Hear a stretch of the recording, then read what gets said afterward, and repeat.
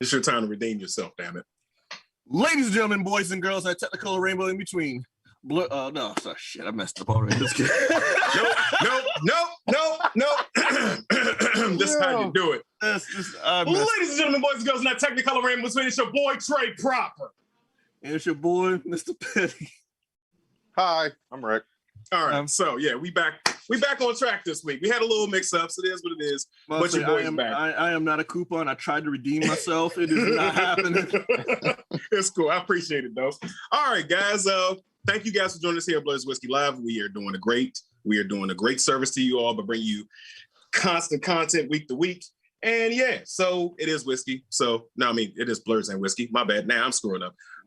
What are you guys drinking?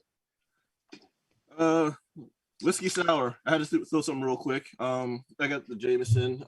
My roommate drank my bottle, so he decided to help me out, and he replaced the bottle, but he got me the IPA edition instead of the stout. I'm a fan of the stout more than the IPA one, so it is what it is. I'm not gonna say no to free whiskey. So, hey, gotta do what you get. What you got, Rick Stroh? Vodka. And vodka. Okay, so we're doing this in honor of our fallen hero this week. We're all going drinking straight. I'm drinking Jameson. I got the IPA edition. I actually like the IPA, but you know, it is what it is. So we're all drinking straight. Okay, so well, I mean, I got a whiskey sour. What are you talking about? Oh, well, yeah, you're right. My bad. I totally lost out on that. I heard whiskey and I focused in on the whiskey. But yeah, we're all out of sorts. It is what it is. We are man down this week. Unfortunately. Your better homie. I don't know what's going on, but yeah, he'll be back soon. Pull one out for missing homie. I'm not wasting alcohol like that. Nights like this.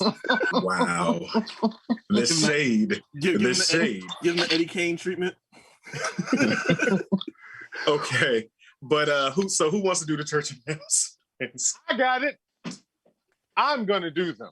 Oh boy. All right. So for the church announcements. To check us out on all of our socials, on everything that we're featured on, go to blerdsandwhiskey.com. Everything is one click away. It's all up there, spread out nice and easy for you. Nice little UI.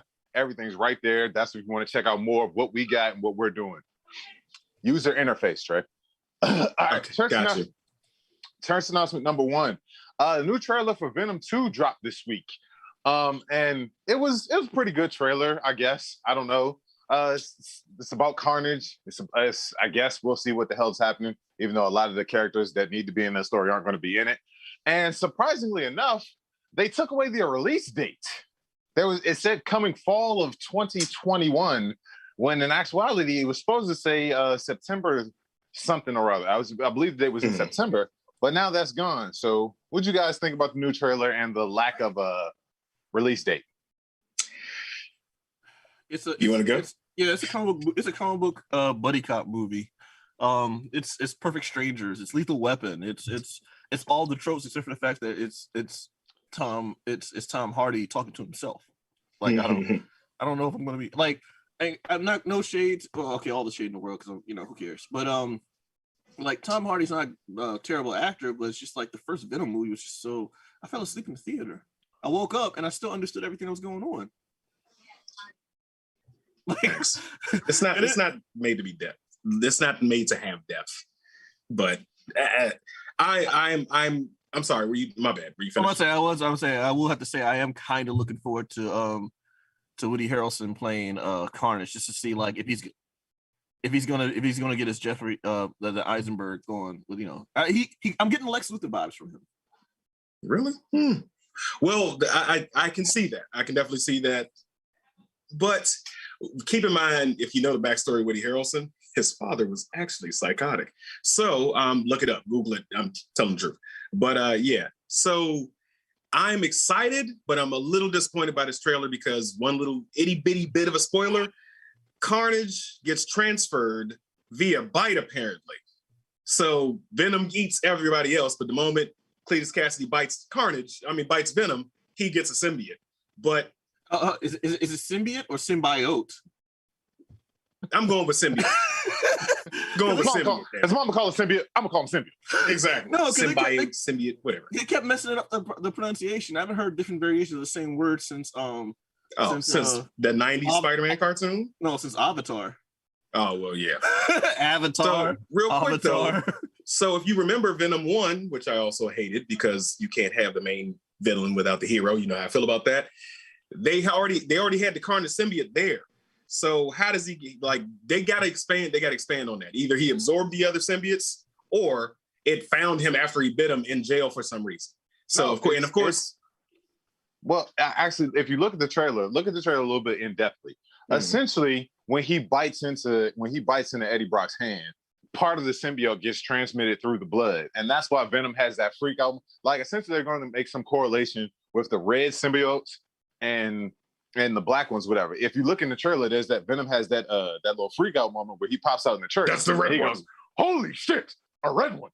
And he freaks out and kind of has like a Hulk Infinity War type moment. So there's going to be some type of, they're making it seem like, oh, these are the more powerful ones because of the blood transference. And actually, if you look at the transformation, when Eddie Brock transforms into Venom, it kind of comes over his body like a suit. Yes. If you look at Cletus Cassidy, if you slow down Woody Harrelson changing when he's Cletus Cassidy, it's almost like it pops out of his skin. Like there's a complete and utter give over to the alien, the Clintar alien, as opposed to what Eddie Brock is doing.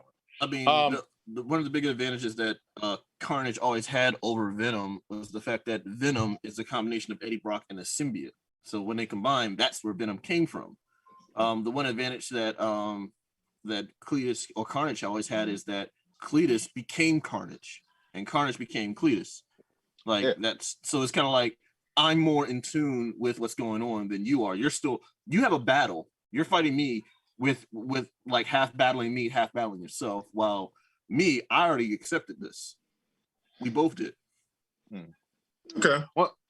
Well, speaking of battles, that leads us to our next church announcement. Who saw the verses on whichever night that was, which is the Dipset with Locks? Was it Wednesday night? Was it Thursday? I don't know, because I don't know which day it was on because I didn't watch. Because guess what? My name isn't Travis. I don't care about that. I didn't get my Timberlands out. I didn't get my pink. You didn't wear pink. I didn't wear pink. No, I didn't fake shoot myself at Howard Homecoming just to get some street clout. You didn't tie a bandana over your head. Wait. Who shot themselves? Cameron. He shot himself at Howard Homecoming and said that somebody tried to rob him for his Lamborghini. Yeah, I didn't do any of that. I didn't focus on Joel Santana not having any teeth. I didn't care about any of it. Y'all remember when Joel Santana and Lil Wayne were like heralded as like the next coming of like the next generation of rap? Nope. They were like the next generation of like, oh, like they were the John Cena and Randy Orton of the rap generation of that time period. That's the perfect analogy, because that's what they literally were. And now one of them only got 2.5 dreads and the other one has no teeth. Moving on to the next one. So speaking of terrible situations, the COVID virus just ain't going nowhere. Because not only do we have this new Delta variant, also it's reported in South Korea this past week, they had their first 2 occurrences of the Delta Plus variant. So not only are we getting plane tickets without COVID, you're also getting plane tickets upgraded to first class with Delta Plus. Go ahead and kick your feet back in the grave. No, wait, does Delta Plus come with like HBO Max? Like what is the I believe COVID premium package? I believe it comes with a hot towel and a honey roasted ventilator. I believe that's what it comes with. Wow. Okay. Oh, man. So yeah. Marvel What If series starts on Wednesday, so August the 11th, on Disney Plus. Who's excited? Everybody's excited. Extremely excited. I'm very excited about that. Let's see. Go ahead. No, you got. I was going to say the What If comics are amazing. You get to see different aspects of characters or combinations or amalgamations of characters you've never seen before. So I'm looking to see that animated. That's going to be fun. Not just animated, but cell shaded animation. Or cell shaded, yes. Yeah, that has like a different. It has like a, I don't know, from an artist standpoint, cell shading always has like a different element to it that kind of like it's cartoon, but then it has like the rendering and the depth of 3D. So that's why I was been a big fan of cell shading. Do y'all remember years ago, like right after the first Spider-Man movie, in between the first Spider-Man one, Sam Raimi Spider-Man, and the second Sam Raimi Spider-Man movie, there was like a MTV college years Spider-Man. That was cartoon. Spectacular Spider-Man. No. It was. I think it was just Spider-Man. They just had the Spider-Man logo from the.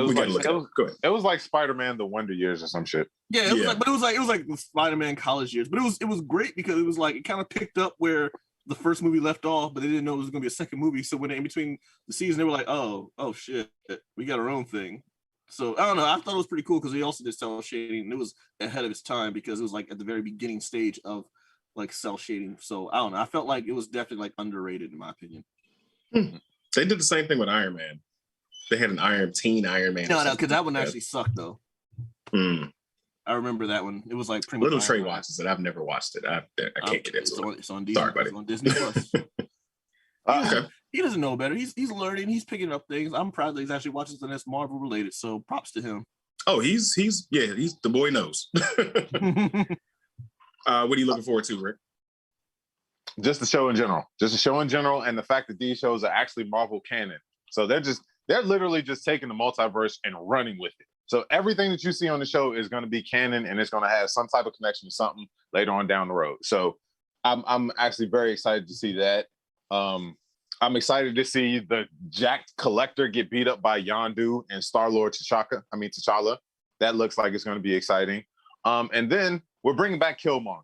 More Killmonger all the time. That'll be interesting. That'll be quite interesting. Before we move on, checking out the comments on Facebook first. Big Herb is in the comments. He says, "Tell me how y'all really feel, Rick."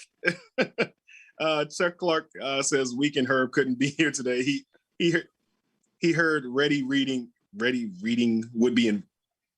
Okay. All right. This one looks like it's going to be better, and Woody Harrelson always plays a good crazy person. I agree.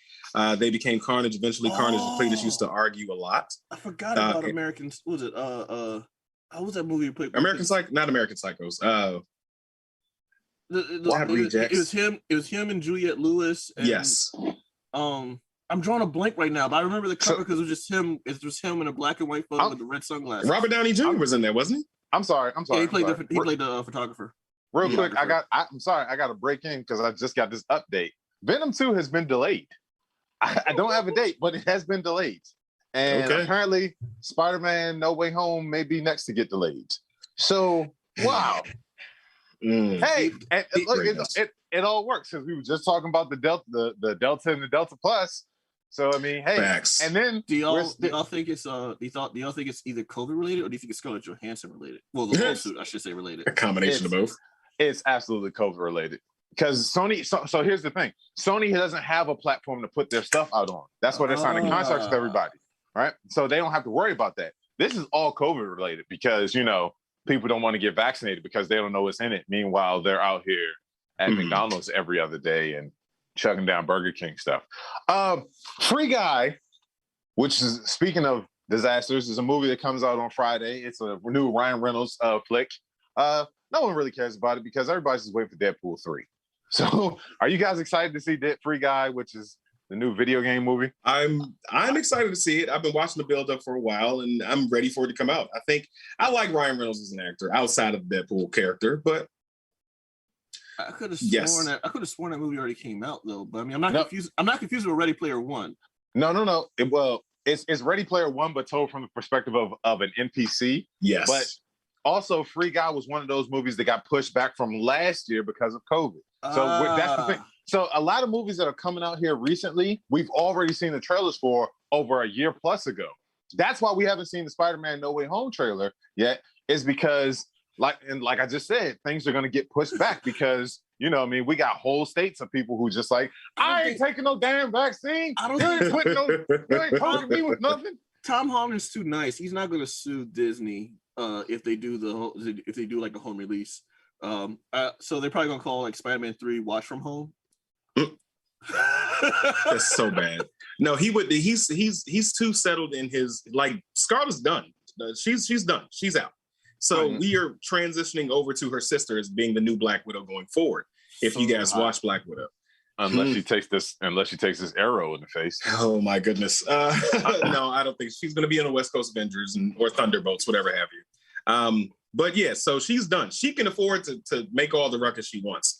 Tom's we're going to get 5 more Spider-Man movie out of him. I honestly feel that way. 5? I think we can get 5.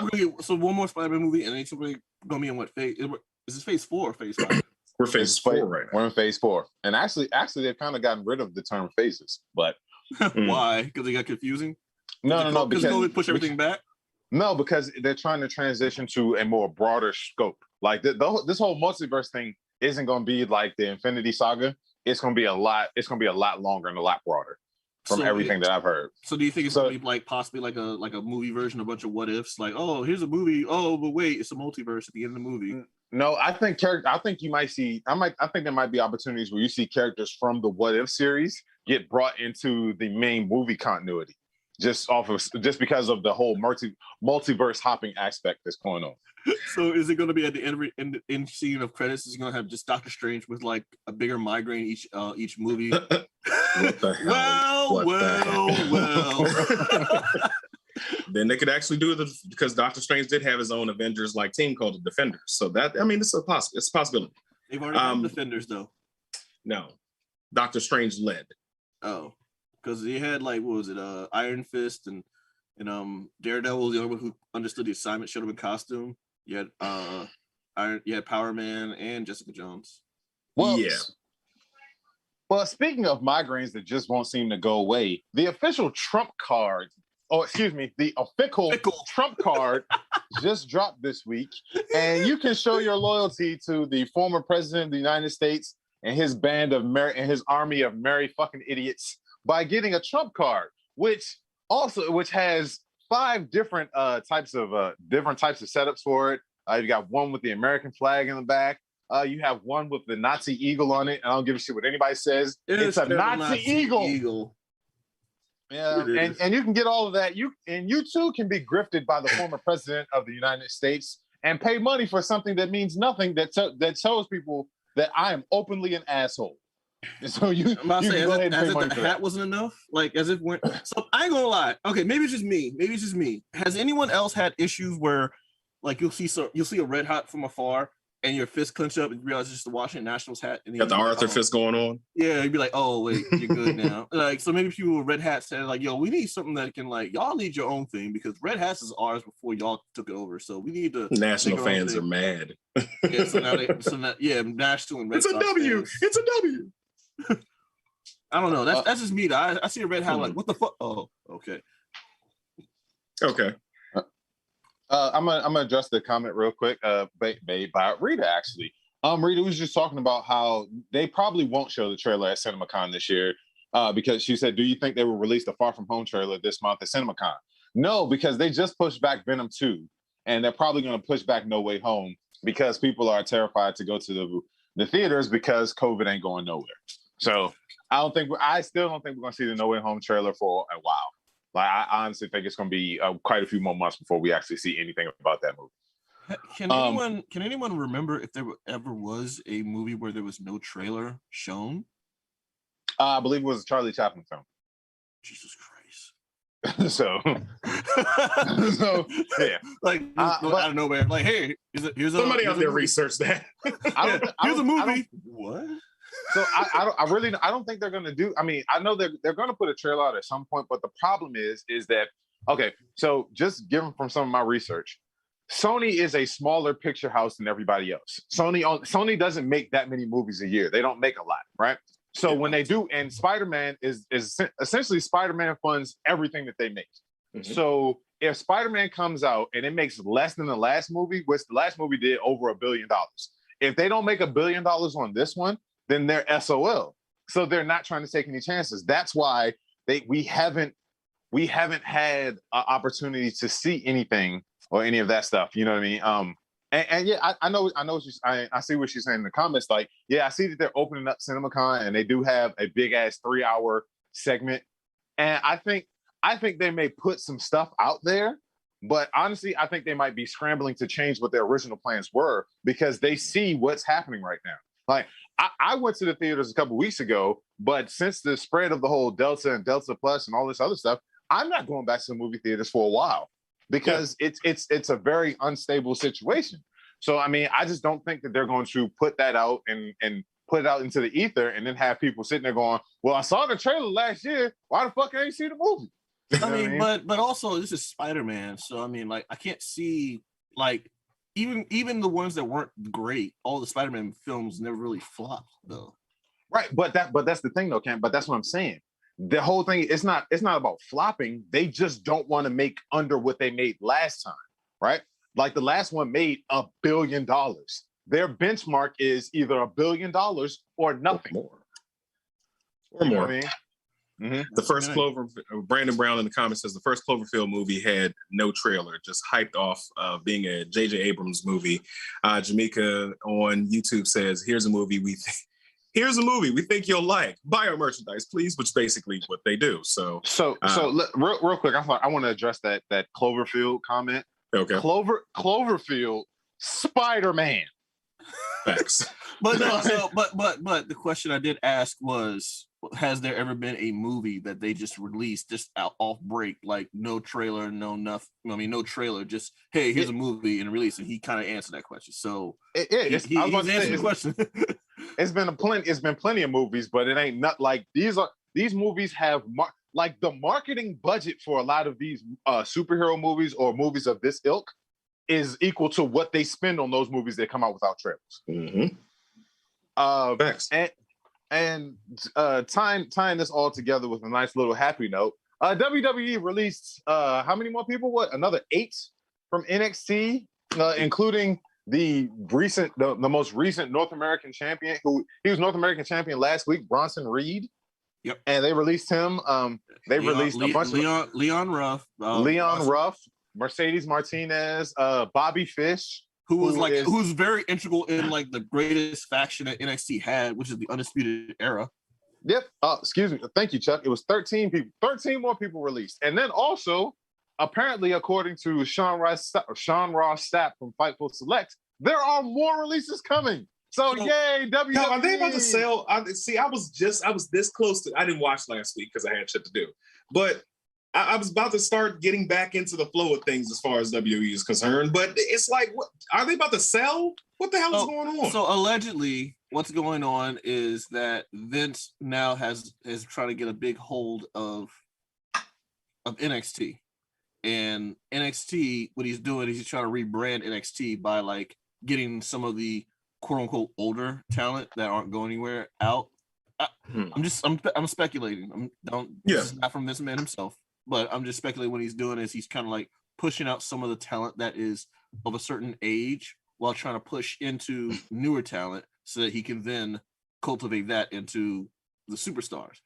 But he's shooting himself in the foot because in the past, with the exception of like the Shield, they haven't produced superstars from the program. But they haven't pushed anybody. They haven't given anybody an opportunity. Look what the fuck they just did to Keith Lee. In my opinion, I feel like NXT before it jumped to USA and added an extra hour, NXT was a very good program because it was Triple H running it. Triple H even said, "What's the difference between how is NXT or people in NXT so successful, or the pay-per-views of NXT are more successful than say the pay-per-views of the main roster?"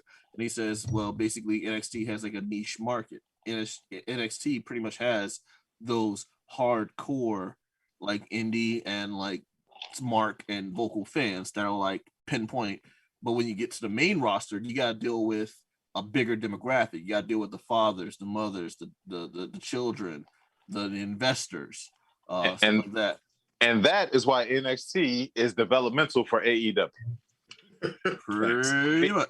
I mean, it just is what it is. Like the funny thing about it is you know when it was the Monday Night Wars originally, when it was WWE versus WCW. WWE wasn't actively fueling WCW's roster. Now at this point, you're fueling AEW's roster with not just young, hungry talent, but talent that is young enough and seasoned enough to pretty much carry their whole organization. Cody Rhodes just mock retired to Malachi Black, who squashed him. You know what I mean? And that's about this is like a second second match or something like that. Like that was his first match. His first match. His first match, and he got more put over in AEW than he did in his whole time in WWE. That's in the crazy. main roster of WWE, because NXT he was huge. NXT he was the champion. He was a dominant champion too. Yeah, but I mean, it is what it is, man. Again, if you support Vince McMahon because you're still stuck on that one time the Ultimate Warrior shook the ropes when you were 3 years old, good for you. But I've moved past it. I've moved past Hulkamania, and I'm on to other things. I will not watch or support that company. So let me ask you this one question, and I'm not trying to be like, my old shit on AEW shtick, but I'm just asking a legit question. With the roster now, like you said, NXT is now pushing pretty much talent from not even a main roster to AEW. Do you think that AEW might possibly suffer from overbloation, like absorbing all the talent, or not absorbing all the talent, but absorbing enough talent from the NXT roster that could do anything? Because the thing about fans is they want to see their quote unquote favorite or the one that isn't getting pushed. They want to see that person pushed, and then once that person gets pushed, they abandon them. So I don't think. I'm sorry. Go ahead. I've been saying this for a while. AEW is basically in cahoots with a lot of cahoots. What the fuck, Trey?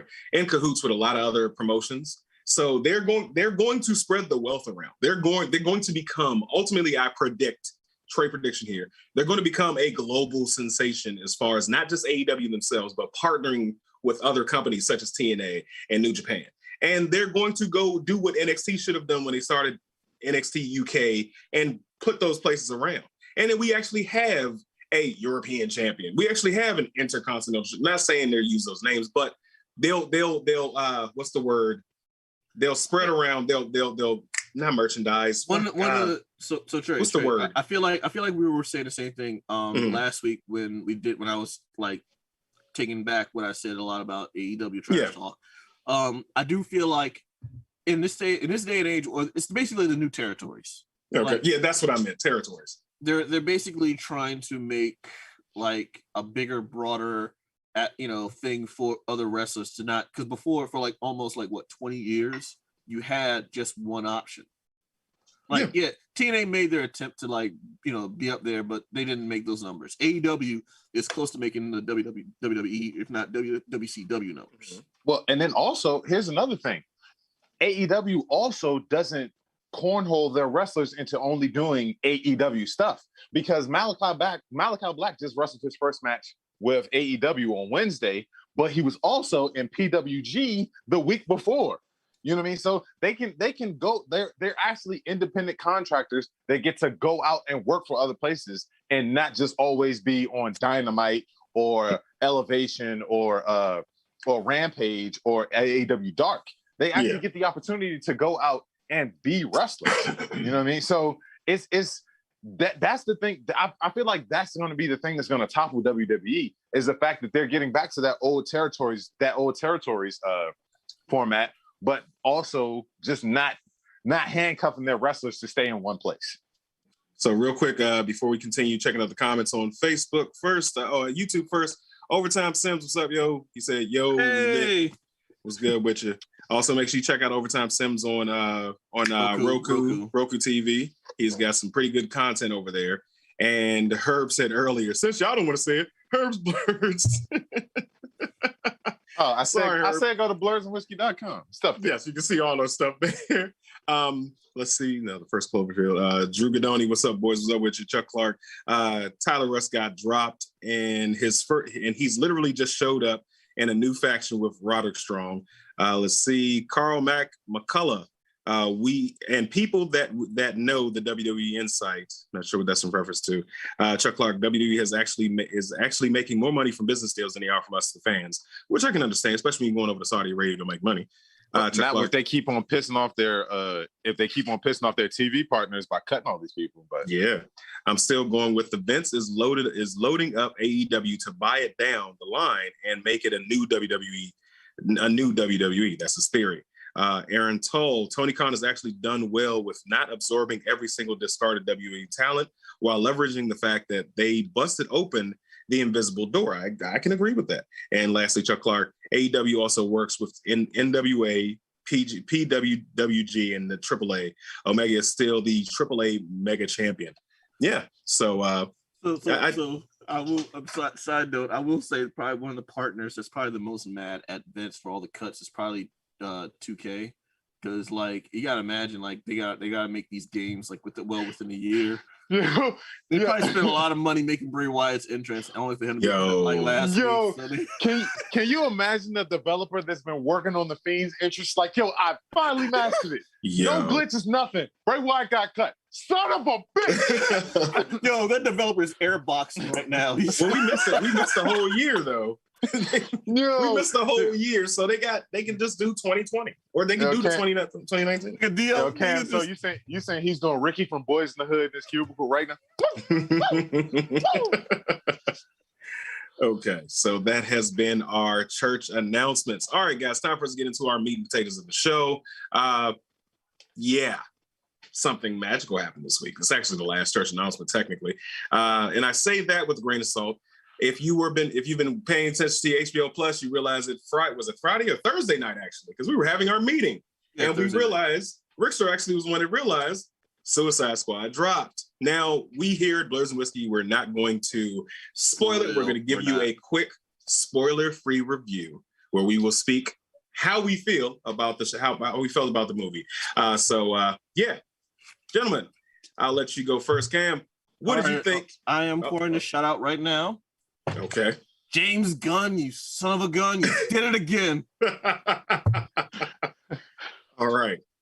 How did you feel about the show? I'm taking that's a good thing. So years ago, Guardians of the Galaxy. I'm familiar with Guardians of the Galaxy. I was a 90s kid. I read the comic. It was obscure, but it was cool. I liked it. Then so when Guardians of the Galaxy as a movie came out, I was like, it's whatever. I'll go watch it. It's cool. And I was blown away by Space Avengers.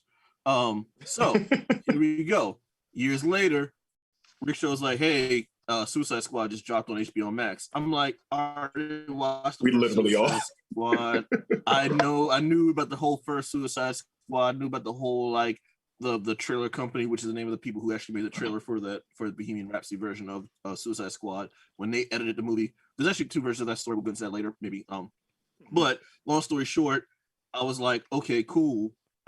Suicide Squad. I'm not really expecting much. I know a lot of the stunt people. I know a lot of that went into it. I'll give it a watch. Again, I'm blown away. I will say this: John Cena made me a fan of his movies. Like I just saw this. Rick. What you got? So I'm sitting there watching the movie, and John Cena, like, for the majority of the movie, I belly laughed at everything John Cena did. Right. It's like the starfish scene. This is one of the trailers where he goes, Operation Starfish. Starfish is also a slang term for a butthole. Does this have any resemblance? And I'm just like, yo, what? Because he says it with a straight face. John Cena is absolutely amazing in this. Idris Elba playing like the I don't really give a fuck about my daughter, but I give a fuck about my daughter type hard ass villain. I thought he was the perfect replacement for Will Smith's Deadshot, and he actually did what his character was supposed to do, and then just take off his mask because he had to get his close up or whatever. I enjoyed the movie. James Gunn, you sir are amazing. Warner Brothers, don't get too excited. It was a one-off. This was a mistake that was made that we've corrected. He is coming back home to Marvel. Warner, like Spider-Man from Family Guy, everybody gets one. You got your one. Now go back to making your shitty movies. I don't know, man. I think there might be a Gunniverse coming up soon. You shut up. Like, but think of the possibilities of like how great it would be if James Gunn is the Kevin Feige of DC. I don't want that. Unless he makes another Suicide Squad movie where Kite Man is in it. Because he already gave me Polka Dot Man. Now I just need if he gives me Kite Man and Condiment King, I might have to switch. I might have to switch over. If we get Condiment King, killing bitches with horseradish, let's go. No, he couldn't muster the competition. He had to catch up. No, How are you not a dad and you have the most dad jokes? I hate you sometimes. So I'm not a dad, but I got so many dad jokes. I guess that makes me a faux pas. No, but get out. Get the fuck out. Get out right now. Anyway, so no. I mean, this is one thing I want to say. So, Rick, I got a counter argument for why I'm petitioning for James Gunn to be the Kevin Feige of DC. Do you remember Justice League Unlimited, the cartoon that was on? What was it Cartoon Network? It was Cartoon Network, right? Absolutely. Yes. One of the things that they, as the animators or producers of the show, had carte blanche to do is they had resources to go back into DC Comics and take whatever random character they could throw in and put that into Justice League. I forgot there are characters I forgot about from DC lore that were thrown into Justice League Unlimited. Same thing with Suicide Squad. He had carte blanche to take some villains that were cast guarded or whatever, brought them into obscurity and from obscurity into mainstream, and next thing you know, you got, this great movie, people dying, whatever. Can you imagine a Justice League movie where, like, I don't know, parademons are invading Earth, and I don't know, the cowboy on a winged horse gets killed because no one gives a fuck about the Rawhide kid? Yeah, but then that's kind of what you get with Suicide Squad. You it's an overkill of killing characters, but it's a Suicide Squad, so I understand why it happens. But I'm just saying, if James Gunn carte blanche of DC characters, and DC got a lot of shitty characters. Now, here's the thing, though. Here's the thing. I get what you're saying, and yeah, they gave him carte blanche right now. They also gave Zack Snyder carte blanche right now, right? Now, here's the thing. He'll come to make his next Suicide Squad movie, and they'll be like, oh, yeah, James, do the same thing all over again. But hey, we're the Warner Brothers executives, and we can't help but self-own ourselves. So we want you to make Black Superman the pivotal point of this next Suicide Squad movie. And no, it's not Val Zod. It's Black Clark Kent. We want him all over this movie. Get it in there, James. Do what we asked you to do, you son of a bitch. I bet you he can make that shit work, though. He'll probably do, like, over-black stereotypes, like, come here, Lex Luthor, you jive turkey. Oh, God, stop. You're going to check into the comments on Facebook. Nerd rage rising. Suicide Squad was good. Stay off the radio. King Shark from Drew Gadoni. Aaron Toll, did everyone watch it from home or at the theaters? We answered that. From home. Drew Gadoni, he said he watched it in IMAX. Aaron Toll, let's see. Gunn already signed back with Marvel and is going to do their cosmic shit, which is fun. I'm not sure how to pronounce your name. Suicide Notes. There we go. Okay, cool. Couldn't say it. Whatever.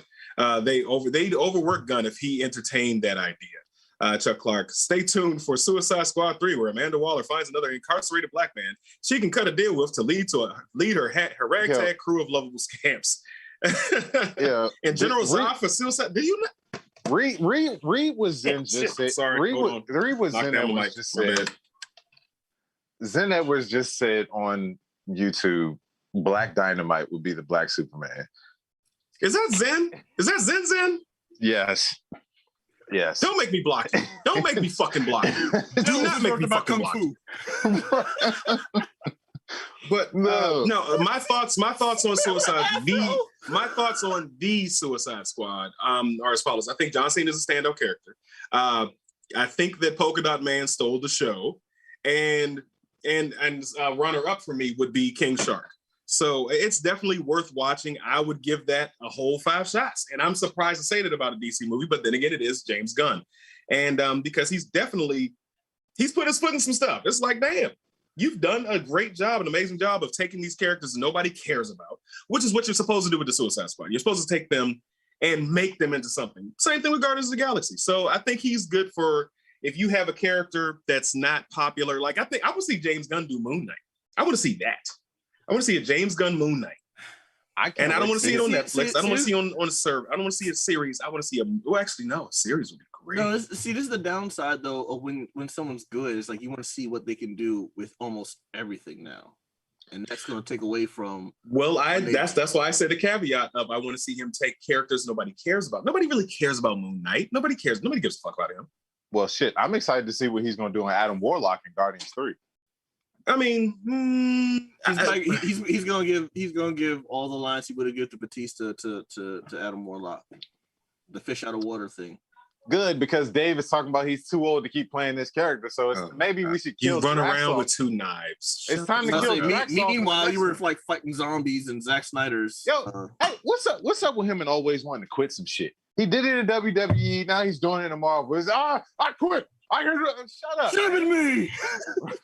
Chuck Clark says Black Superman's weakness is Bojangles' shitty chicken.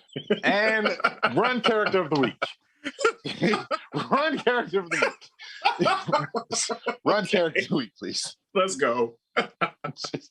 Jesus Christ. Oh, man. Let us know when they're clear.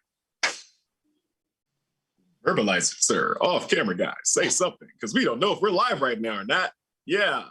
Talk to us. This is getting so awkward. It's so awkward. Run it. Run it. Yo, are we still live? Off camera guy. All right, so I think we're still live. We're still live, so let's just do this. You know what it seems like off camera guy needs for attentiveness? It seems like he needs to go to blerdsandwhiskey.com and go on our partners page and go to FNXFit.com. And of course, there are no graphics running because we don't know where he is. But FNXFit.com has everying that you need for workouts, attentiveness, post-workouts, whey proteins, CBD oils, everything you need. Use the promo code FNXBlurs13 to get 15% off your purchases from FNXFit.com. This is getting super awkward. What the hell is going on? You know what else is awkward? So we got no graphics. Let's go ahead and get this one out the way. If you want to go on blerdswhiskey.com and get Beer Struggle, FNX, Blerds 1 for the 15% off on Odin's Bliss. Things like, we just keep talking about Suicide Squad and James Gunniverse, then we might as well just keep going. Yeah, I'm sorry. I'm just actively trying to get this person's attention. Okay. Anyway, we can just keep going with the Gunniverse thing because I feel like James. So there's two big names on each side of actually technically now 3 because he made a comeback, but technically there's 2 big names on each side of the DC and Marvel spectrum. Now that in their cinematic universes, you mean? Right. In the cinematic verses, because you got James Gunn now, who's like the new golden child of DC. For a while, it was Zack Snyder, and then, all right. So, like I said, in my opinion, you had like Man of Steel, no one really gave a shit about because there was no forethought of actual continuum universe. And then you had Batman versus Superman was supposed to be the kickstart their collective universe. That did nothing. And then you had that was disastrous. Then you had Justice League. No, Wonder Woman came before Justice League, right? Yeah, Wonder Woman did come before Justice League. All right, so then you had Wonder Woman, who they kind of fell in there, try to put a buffer between that and Justice League, and then Justice League when Snyder had to leave, and then Whedon took over. Whedon is fresh off of being butthurt from not being the Kevin Feige of the Marvel universe. So when he jumped over, he tried to do what he did in Marvel in DC, and everybody was like, "Nah, we don't do that." Read the comments on Facebook, please. Chuck, go to hell. We don't do that here.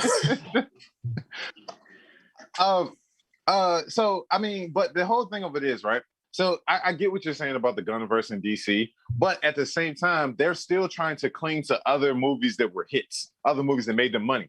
So you have Shazam, and then you would have Aquaman, and then you would have, of course, they're still hanging on to Wonder Woman, even though her last movie featured a lot of sexual assault. Right, I think I was to cancel Justin. Yeah, so I mean, it would be a bit of a clusterfuck. So I don't know, man. I don't believe in Warner Brothers enough to let them take somebody as brilliant as James Gunn and let him try and do his thing. So speaking of clusterfucks, let's go ahead and get character of the week out the way. Yeah, character of the week. Character of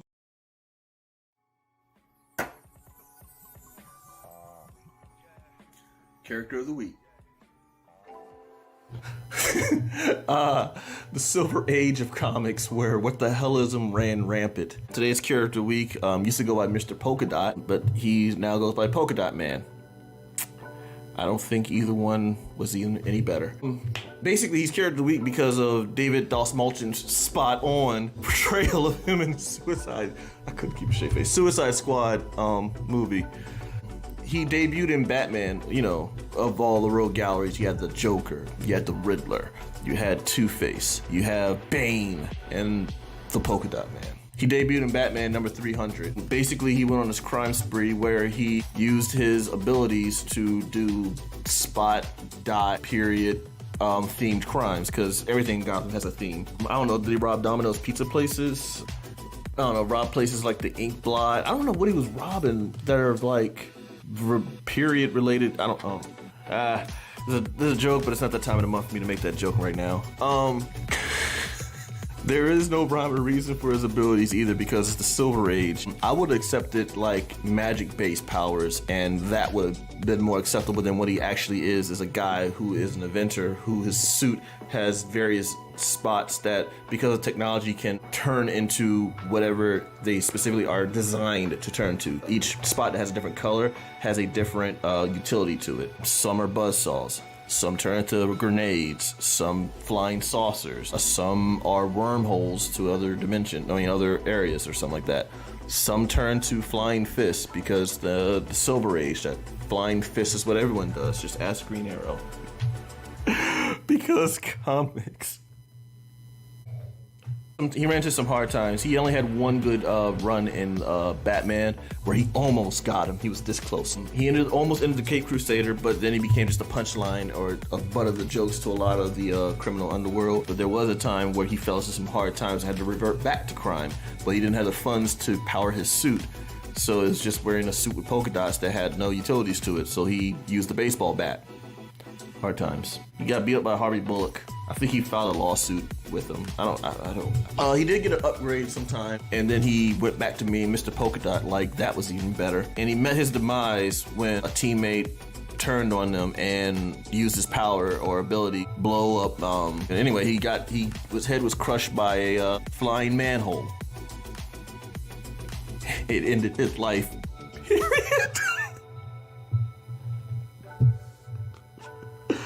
Oh man!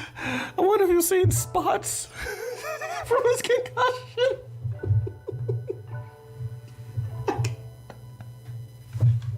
This character of the week. Thank you guys. Like, share, subscribe. All right, Chuck Clark. From what you just said, now is all of us gonna have a knife fight. Like it's gonna be like it's gonna be like Caesar all over again. Like just gonna be like surrounded by a group of people and just stabbing you the whole time. Speaking of which, y'all check out hashtag Camism on YouTube. Like, share, subscribe. As I just throw in the video. All the character weeks always uploaded the following Monday, usually around like 9 or 10ish in the morning. So yeah, check that out. I can tell by Mr. Proper's facial expression that he was not feeling any of my he wasn't connecting all the dots I was making when I was doing all these puns for Polka Dot Man. Go ahead.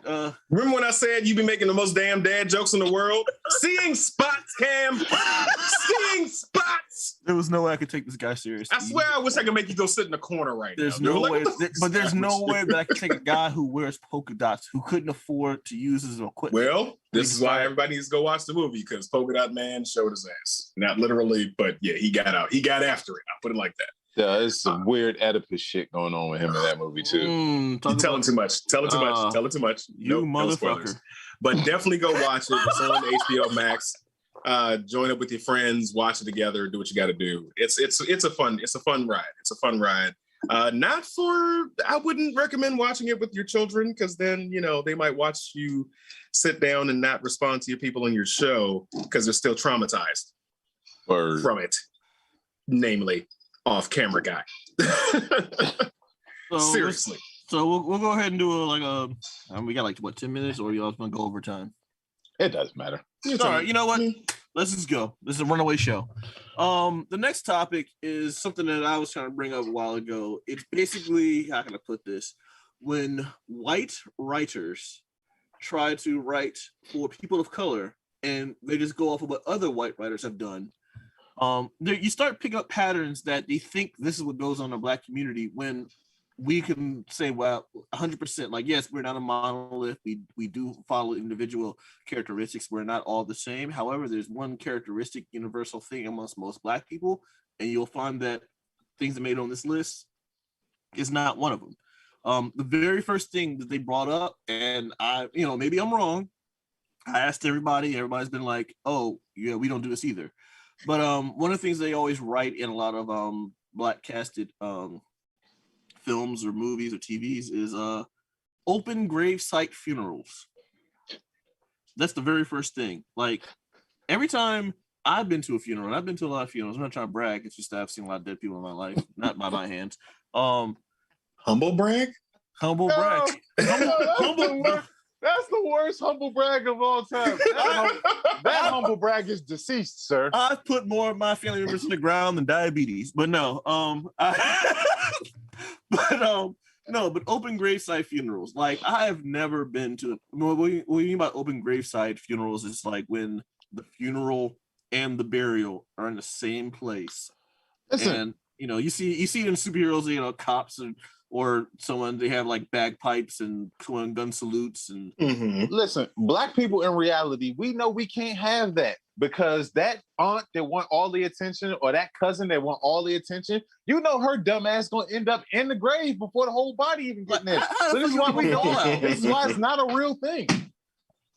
This is not a real thing that we're not gonna do, because you have know your viewing, you have the wake, then you have the burial ceremony. That's for the immediate family. Right, Namely, and then you had the repast to on. somebody's house with that dry ass chicken that don't nobody want. On the paper plates with the church bench. No, so I've thought about this from time to time, because I'm like, I had to think about it. I'm like, we've done a wake, we do the funeral, we do the viewing, and then we take the body and then we take it to the gravesite and then we do the burial. We don't do all of it at the same place. And then you also see them with holding, it's always raining, so they got umbrellas. They always got some random person singing Amazing Grace or whatever. We don't that one family member that everybody say, "Oh, go ahead, let this cousin sing, because they can sing." And then you realize that motherfucker. You're telling too much sing. about our family right now, Rick. Telling too much about our family. Hey, listen, man. If don't say no names. If I'm stepping on some toes, it's because I got big goddamn feet. So look, I'm gonna say this though. Like, I remember my grandmother's funeral. Someone decided to sing "Down by the River," that song, and their rendition. Everyone knows that that's my grandmother's favorite song, but everyone knows that my side of the family is not known for keeping things quiet. So even at the funeral, where everyone can tell this dude is just hamming it up and overdoing it and doing more runs than anything, and me and my brother, facial expressions, we were stuck at poker, because the whole family just turns to us and we're just like, "Yo, it's a funeral. We're waiting for you to finish the song, and all you got was, I was dead." Yeah, fuck that. Yo, bro. They start falsettoing and shit. This right. Like, nigga, hey, wrap that shit up, B. You're at the funeral. You gotta wrap that shit up. Hey, though, but real talk though, if I and I can say it's amongst my the co-hosts, everyone who sees this knows that pretty much my pallbearers are right here. Okay. Yeah. If I go, y'all know that I'm a son of a bitch, that I'm going to make everyone so uncomfortable. So I'm gonna need y'all to hire some puppeteers, some Jim Henson people. No. Yes. No. Yes. We are going full puppet. We're going full Weekend at Bernie's. So you want to be propped up on the bike? That's what you want. No. I want to move. I want to be. Oh I my want to God. have a party. I want to have that one. Take me to a club just so y'all can say, "Yo, he's been dying to get in." Just so you can push me through the bouncer. He wants a funeral full of dad jokes and just dry humor. No, we can't let you do that.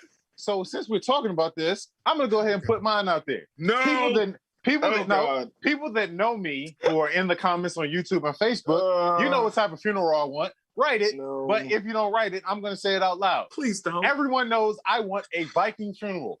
Everybody has to come to my funeral dressed as Asgardians. If you don't dress as an Asgardian, I'm going to haunt your ass. Then, when you push me on the boat, and you better get a good archer to shoot that flaming arrow and set it right on fire. And then afterwards, I want everybody to sit there and fake cry for about 20 minutes. Just your worst He's- fake cries. The worst part about some people don't know. I'm related to that man. He's dead ass serious. I've been saying, He's listen, dead ass serious. I've been saying this for 10 years, right? And then my best friend has to dress as Thor, and then to end the funeral, he has to hit his fake Mjolnir on the ground 4 times. Then everybody can go on about their business. If it doesn't happen, all your asses are grass. He's dead ass serious. I'm just envisioning like them trying to hire like the right archer and someone me Fab like, said she's got the bow and arrow already. hey, look, That's my girl. Hey, Rick, me personally though, I'm actually just probably gonna have to swim with the flaming arrow in hand above water just to stab it because I know I'm gonna have to get it started. No. Because everyone's going to miss it.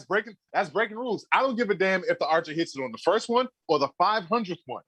Everybody has to wait until he hits that arrow in my dead ass carcass. He wants us to be in a boat following his body out to sea, constantly firing arrows. No, you shooting it from the beach side. And Corey asks, "Why do I want this? Why do I want this? Because I'm a fucking warrior. All right, I'm I actually am pretty a good warrior, at sir. Say what Off you camera want. guy's trying to say something. Say what you want. I'm a pretty damn good. Can they hear you? So no, he can't. So Okay. but off camera guys trying to say that he's very proficient with the bow and arrow.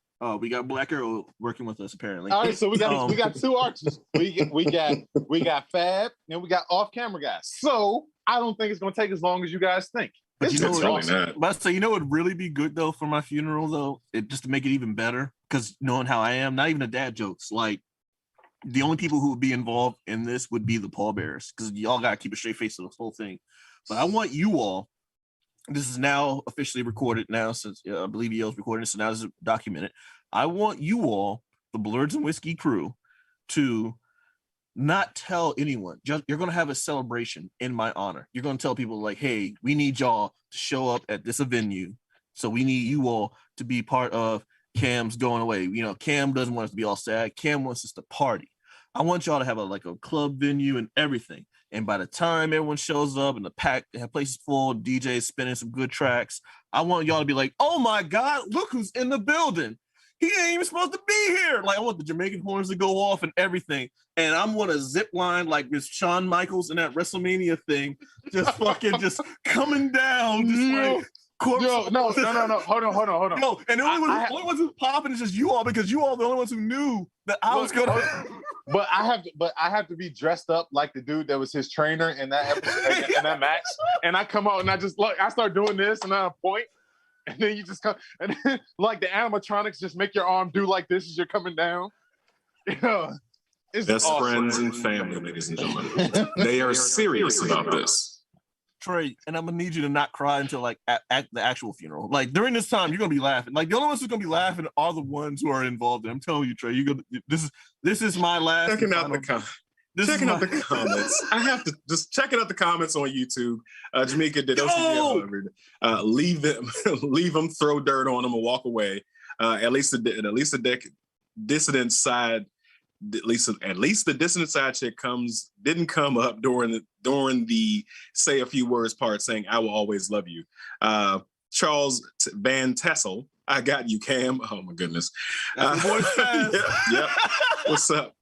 Wilbert Robinson, what if you get too far away from the beach before they light the fire?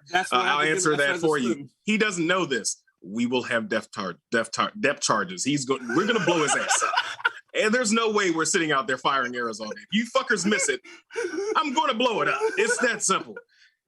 Anyway, checking out Facebook. Fab says, I'll be sober. I'm not dying yet, so change the subject. Thank you. All right. So we're going to change the subject? Cool. Let's go on to number 2 then. A flaming batarang, Brandon. Anyway. Go on to number 2, Cam. So number 2 thing is the whole church thing, black churches, that they always have the choirs. The only way you can tell if it's a black choir is they have to be in robes and singing. Jesus can't work it. Right. Like, can't work it. It could be any situation. Like I remember watching freaking those hospital shows, and you get like, oh, so is a choir member, and the whole choir is in the waiting room, in the emergency room, waiting room, whatever, waiting on them, still in robes. Like, look, I was raised Southern Baptist, same as you all. We all know that robes only come out for like the pastor's anniversary, The first lady's birthday, the first lady's birthday, Women's Day. maybe men's choir. You know, men's choir is Deuce and apron. This how you know it's written by white writers, because first off, they don't realize black churches are cheap, and them robes cost a lot of money to dry clean. That dry clean bill ain't no joke. They don't come out all the time. Bring back my damn robe. I know you ain't in choir no more. Bring my damn robe. They come out every once in a while, and then, like you say, it's only for special occasions. Then also, ain't nobody gonna be wearing that damn robe all day. Them things is hot. I felt bad for them people shooting these shows. I'm like, them things hot as hell. They sitting up there dying, doing this, clapping and shit. Look at Sister Esther. She about to dehydrate and die. Get her. That was my main issue with Sister Act, because I'm like, I thought y'all was supposed to be Catholic. Where did this Southern Baptist like? Less like Shawn Michaels, more like Owen Hart. Shut. God damn it! I was waiting for someone to do that one. To this day, Mr. Proper has not forgiven me for this comment that I made about Mr. Hart when I was. Don't do it. Moving on. Next topic. All right. Yo, his shining star came to a crashing fall. Wait, what? Miss you, Herb. I miss you so much. So speaking of getting sweaty, or the heat thing, number 3 is what he mentioned was people in the black nightclub scenes. Like, why is everyone dancing so hard? Like, you mean to tell me ain't nobody two-stepping? Like, yo, for real, we've done the club scene for a while. We've all been bouncers. We know ain't nobody out there choreographed and dancing and sing and dancing that hard. Like, nah. The music videos and every club scene with the night light scenes. The scene from White Chicks is not real. Like, ain't nobody out there dancing that hard. Like, that's the thing that be blowing me. I'm like, you don't have a bunch of people doing a two-step. Yeah, a bunch of people post up against the wall, going drinks like, "Hey, look, man, I may have paid $10 to get in here, but I ain't sweating it. This outfit is too exactly." The club scene in every movie is fictitious. There was a Tom Cruise and Jamie Foxx movie that came out years ago called Collateral, right? Collateral. And Tom Cruise and Jamie Foxx are walking through the club, and as they're walking through the club, Tom Cruise is picking people off. I'm like, all right, first off, this is bullshit, because you ain't just gonna walk through no club that clean.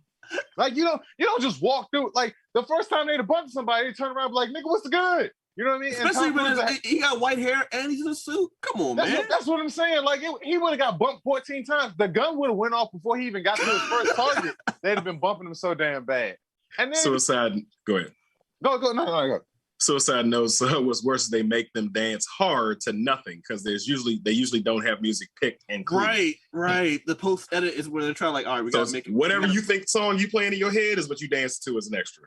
Aaron told they used to dance hard on some floors at Love. Nah.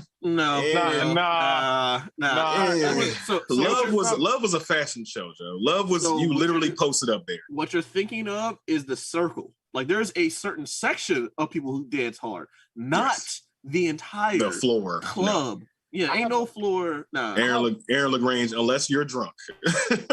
Even if you're drunk, you're not dancing as hard as the club scenes. So I have a story about Love real quick. I think this would be interesting. So remember when it went from Dream to Love? We went that opening night of Love, right? And we had this guy who used to be our we would call him our chauffeur. And yes, we would call him this to his face because we'd all like to get lit. And it's just like, hey, bitch, drive. So anyway, we get there and we're standing in line. And, they're holding the line up because it's a new club opening in DC. And we're talking to like this group of women or whatever. And the chauffeur decides that he's going to he's laughing at a joke. And then he turns around and puts a tie on, right? Like, he had a regular button-up shirt, but then he puts a tie on. And he did it as though he didn't want anybody to notice, right? Me being me, this is when I'm at peak asshole, by the way. And he did it, and then he turns back around. I, out the corner of my eye, point to him and go, wait a minute, this nigga just put on a tie. I proceeded to join on him so bad that this one woman got my attention and decided to talk to me because I was making fun of him so bad. She didn't want to crash. Yeah. He's over here like, yo, I'm about to drive up the cliff. I don't give a fuck if this is one way. You know what this one way is going to lead to? He's all right. No, Let fuck him it. live. No, never. You put on a tie, you son of a bitch. All right, what's next on the list, Cam? All right, next on the list is why do black movie gangsters always speak in Ebonics when talking to cops? Every black person in America knows that code switching is a thing. Yeah. I ain't tell you nothing, cop. Like, first of all, we all code switch when we talk to the fucking like manager. Why are they all from Southside Chicago? Right? No, seriously, like code switching is a thing, and we all have been we all know. Anyone who's ever watched the first 48 knows what the fuck really goes on. No, I was about to say nobody actually talks to the cops like I ain't giving you jive ass pigs nothing. You hear me, sucker? Nobody does that. Yo, someone in fucking interrogation. ACAB, nigga. ACAB. You can't tell me nothing. Like, nah, we're not that. No, it doesn't go down like that at all. The first thing we always do is look. I don't even know what you're talking about. Like, sir, no understanding whatsoever, sir. Sir, we are very, very proper when it comes to things like this. I wasn't even in the state when this happened, sir. Like, we all of a sudden we have receipts, timestamps. We had text messages, everything. Bro, I pay for cash. That's why I pay for cash and credit card everywhere I go to make sure that I have a trail. Like nobody is that hard. Like nobody is DMX 24/7. Every hour upon the hour, I'm buying a stick of gum. Officer, I don't Shout know out what you're Patrice talking O'Neal. about. I just donated to my Policeman's Benevolent Association. I don't know. I have nothing but respect for you guys. I love you guys. All right. I love the Punisher. Right. The Punisher is my favorite character. Right. All right, Cam, what's next? What else we got? Let's see what else we got. Dead air. Dead air. Now y'all really gonna put that on me? Dead air.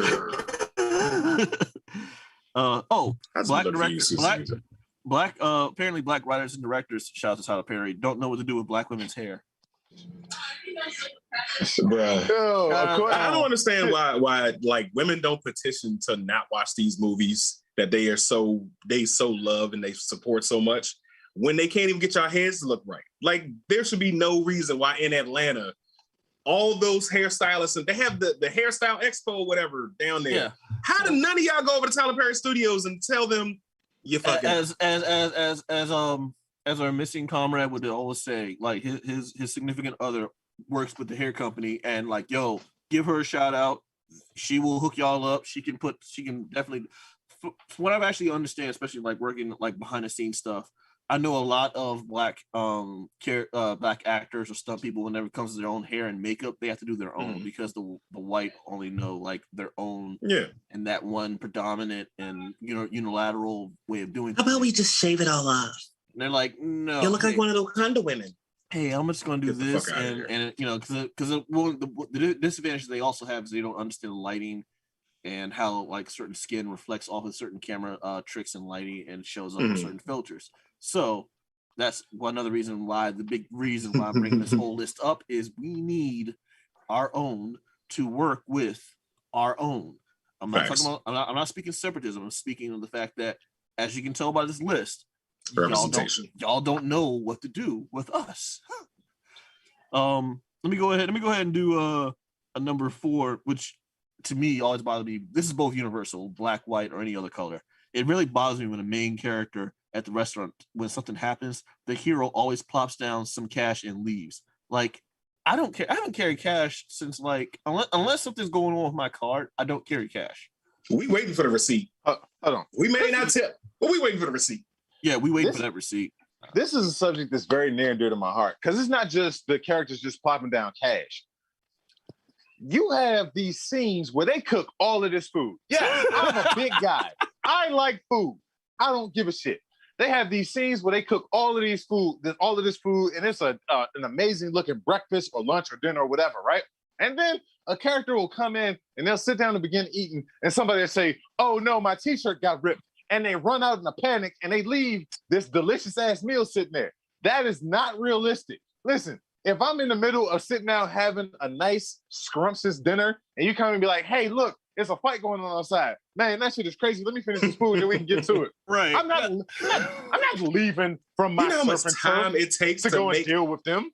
All of that. He's like, "Oh man, Captain Psycho is destroying downtown. Damn, but these waffles, like the butter is about to melt right now. I got the I side don't of want my no cold hand. bacon. Sit down and eat. Sit down and eat. And how do they have the exact change? Like, do they even tip? Like, I don't get that. Like, just all you see is like, it's like Superman's notorious for like dashing out, and you'll see like a couple of quarter dollar and two bills, nickels and spinning a quarter, around. spinning. And I'm like, what? Mm-hmm. You knew, But that's taxes? Superman. With us, You get if tipped we got too? the money, we just drop down a whole wad and tipping overkill. Right. Or, it's the exact amount. So He's it's like you ain't even wait for the receipt. How do you know? It's like, yo, like it's for the greater good. Yo, these waffles, it's the greatest good I ever had. Oh my God. Listen. Let's just be real about it. They plop down this big ass load of money for a cup of coffee. Niggas don't tip for real. So we're not doing that. Like, ain't nobody sitting disagree. I do tip, but You do no. tip. If it's on a cup of coffee, I already know I'm still In fine. movies, they may not tip because they're perpetuating that stereotype. But I want to say majority of us tip. But go ahead. Listen, let's just be real. We all know we got that one friend that when you go out, it's just like, yeah. So I just had this fries, and I'm gonna put down exactly $3.79 for my fries. Off camera guys, turn on this mic. And that be the one friend. He's like, first and foremost, I have a calculator. First of all, and that be the one friend that treats them the worst. Mm-hmm. Yeah, the main. Yeah, we're not gonna name names because some of them are in the comment section. I ain't gonna lie. Now I'm gonna go ahead and move to number one. Let's go. Yeah, let's move to another one. Because it also is a conjunction of the whole like when the cops are being when you're dealing with cops in black movies. Speaking of which, you can't just show up to a black character's house, knock on the door, and say, "May I come in and talk to you about blank unsolved crime?" First of all, no. Second of all, we all know the white knock. I'm sorry, I'm not being separatist. I'm just being real. White people knock different. Y'all give us an example of the black knock. We gotta get. Hey, it's no. Yeah. It's either A, it's me, or the.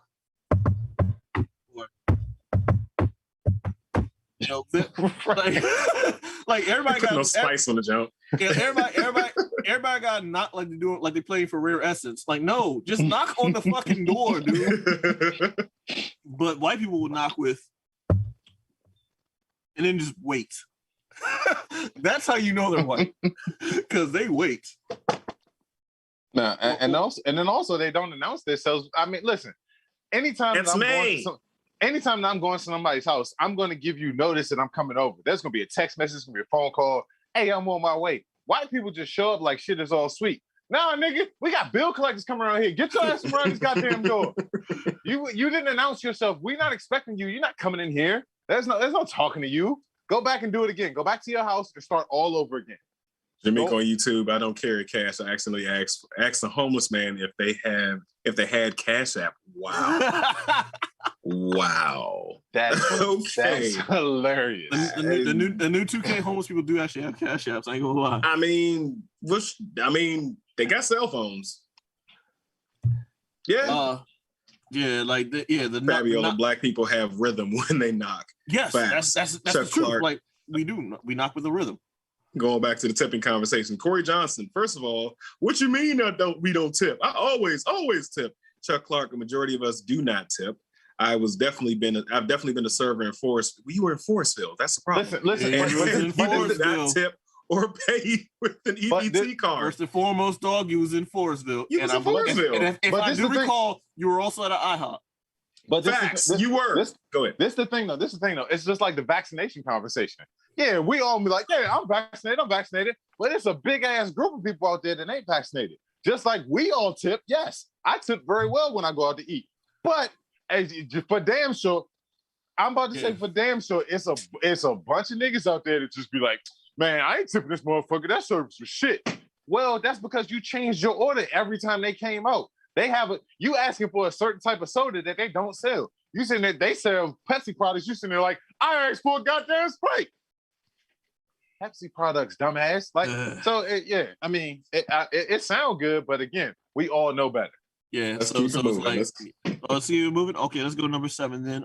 Movies perpetuate the idea that black characters won't talk to cops because they're afraid of the gangsters that will retaliate. We In the snitch. In the reality, We snitch. actually, no. The reality is we're more afraid of the cops and what's going to happen than we are afraid of the actual gangsters that we're afraid of. Like, no, you do some shit in my neighborhood. We will tell them. It's that simple. But Listen. no, what's going to happen is that if you implement too much information, they're going to think you're an accessory and you're going to be locked up with those people. Right, exactly. I'm about to say I'm afraid to talk to cops because they cops and they're gonna misconstrue everything that I say. I was like, yeah, I saw him kill that person at this time. So you saw yourself and this guy kill that person at that time? Oh, okay, cool. What? No. It's like, nope, that's not what I said. And you didn't stop them, so that makes you an accessory. I was across the street. They're also off-camera guys got something to say. Here we go. They're also extremely. He wanted to point out the incompetence of the police officers. We understand. Is it incompetence or is it negligence though?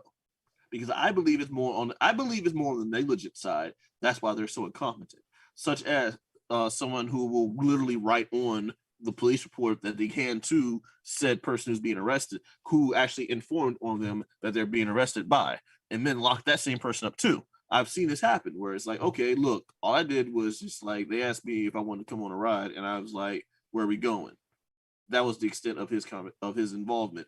Next thing you know, he's in holding with the same people. All he said was, I gave the key to so and so. His car was involved in said crime. Now he's locked up with these same people he just gave the key to, and they're looking at him like, we know you just told. Fortunately, he didn't make it out. Fortunately, he didn't make it out. But I'm just saying that I believe that's more negligence than incompetence, in my opinion. I've received the wrong ID twice. So off-camera guys were informing that he's received the wrong ID. But I'm still saying there's more I see that's more negligence than incompetence because you don't care. That therefore you become sloppy. I feel like they're on two sides of the same coin. And I'm just more in line to think that the reason why people don't snitch or deal with cops is because we don't trust the cops. And I mean, I'm not saying that we try. I'm not saying we try. I'll speak for myself. I'm gonna snitch. I ain't got time to deal with you and your gangster shit. I'm gonna tell what's going on. Okay. And yeah, that's on me. But so I'm gonna give a story of both negligence, incompetence, and stereotypes all rolled into one. I witnessed a domestic dispute. I'm literally just trying to go to work and it's raining outside and I see someone involved with him and his baby moms or whatever. Mm. So my dad, being an upstanding gentleman that he was and citizen, he decides to call the police. But he's driving, so he hands the phone to me. So I have to now give the report to the police officer. Yes, sir. The assailant is a medium to athletic build, black guy. Dreads or braids, not quite sure. White t-shirt, roughly about like 6'1" to 6'2". Ah, fuck. that was, and at that moment, an eye-opening situation. At that moment, that's when I realized why we do not talk to the police because involving crime. Because yes, that was it. Because you fits right into what Jamaica just said on YouTube. You got the wrong ID because apparently we all look alike and we fit the description. Mm-hmm. And I was given the description. I realized I was talking about myself. No, both times it was. So they mixed up my both times. Both times they mixed up my ID with the woman's. I don't know where we're going with. I know it. Eric. Never mind. So number eight.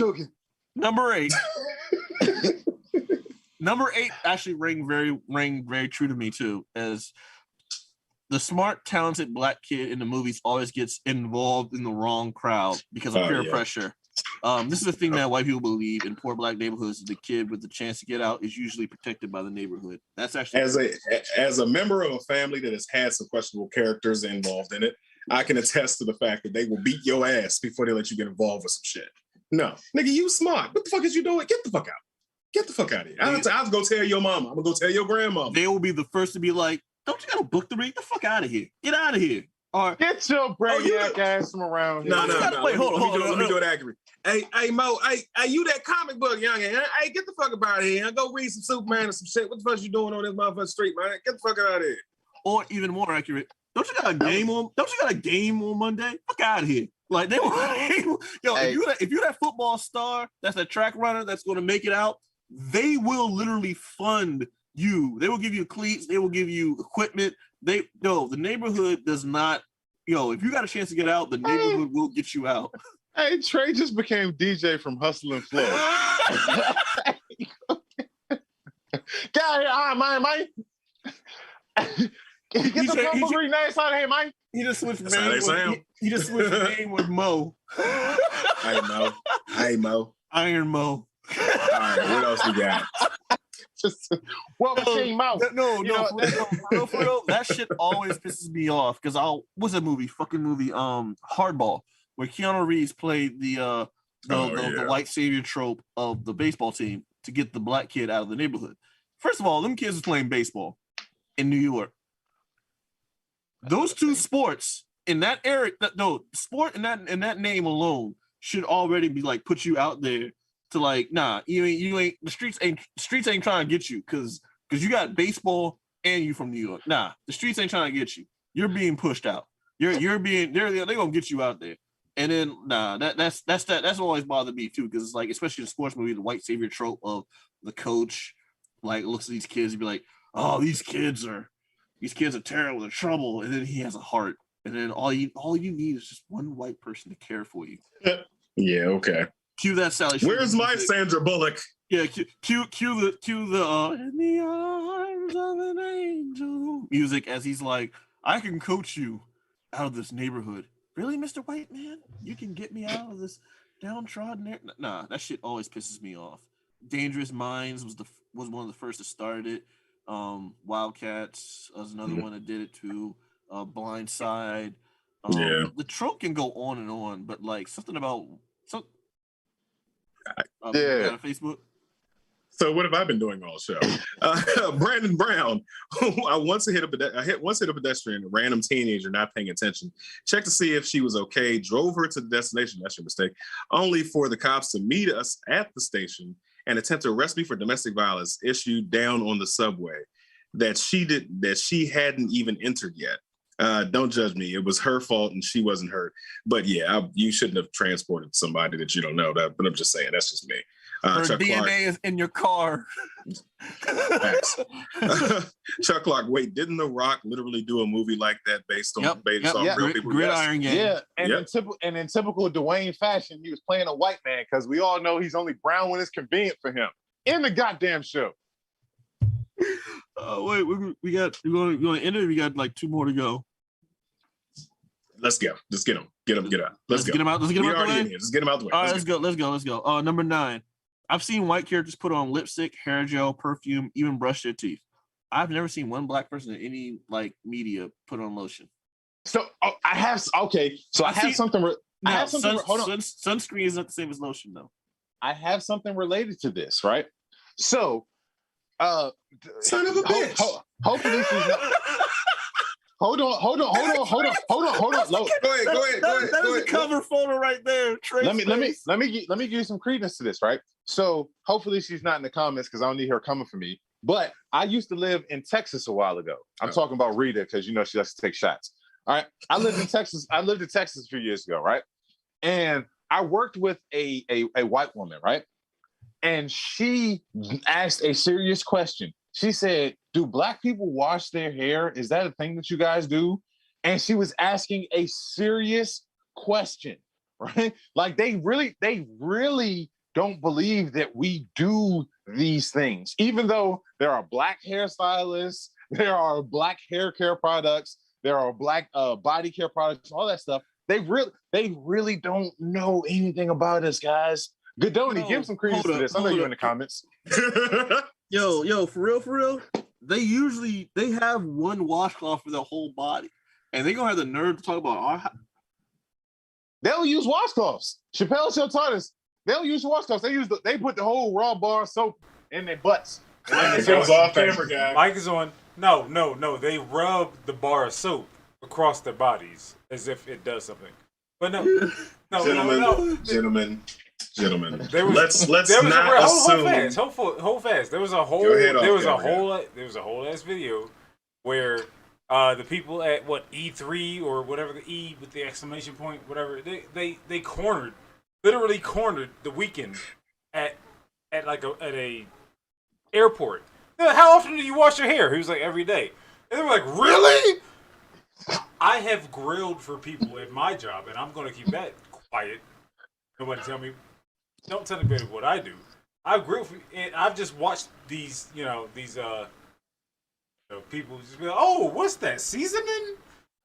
What's he going to do with that over there? So there's that. Does not cut you off, but I have seen many of people will decide that washing every other day is more cost effective and hygienic than washing every day, or they will only wash when they feel like they smell.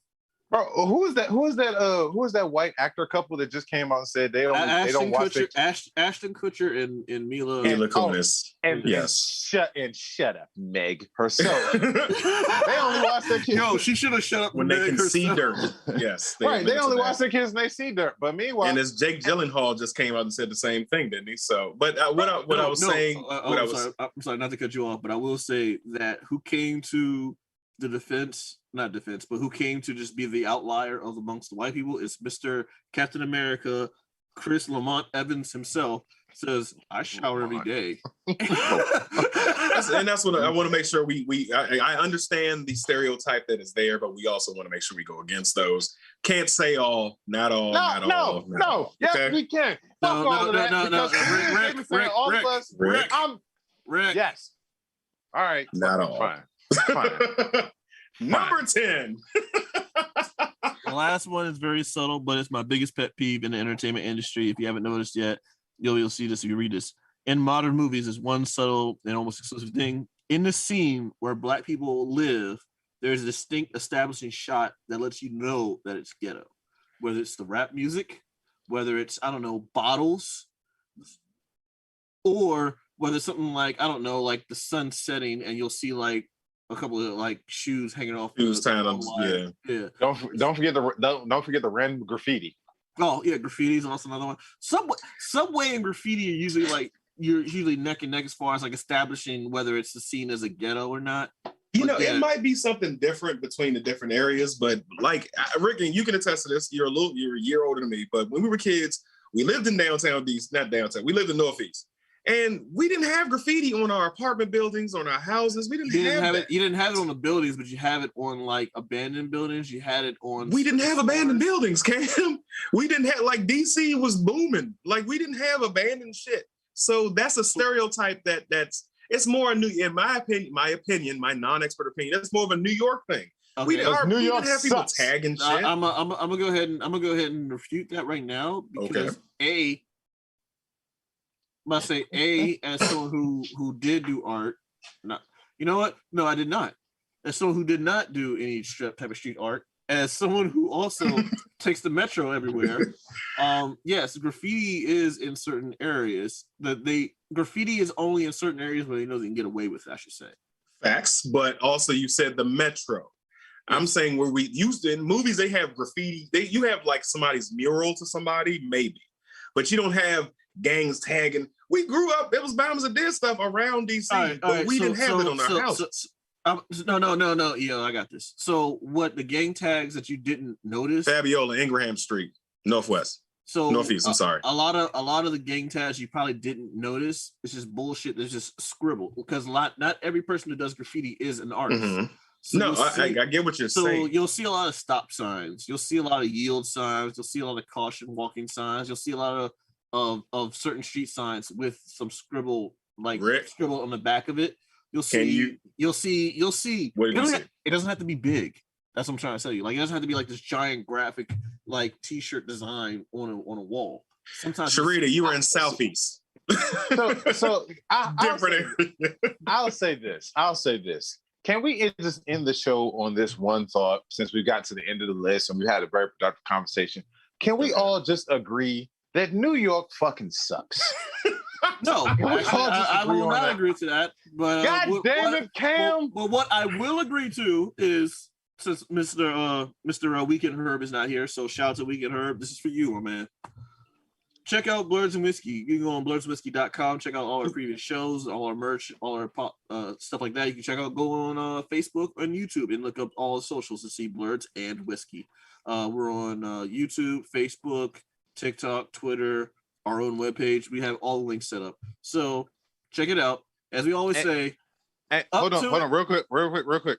Go on the Good and Terrible Show podcast and let Travis know that New York sucks. Up to it. Down to it. Down to it. Fuck those who don't do it. We do it because we're used to it. Drink motherfucking drink. Are we done? Oh yeah. We're done. Ladies and gentlemen, boys and girls, and that technicolor rainbow in between, it's your boy Trey Proper. It's your boy Big Herb. And thank you for watching Blerds and Whiskey.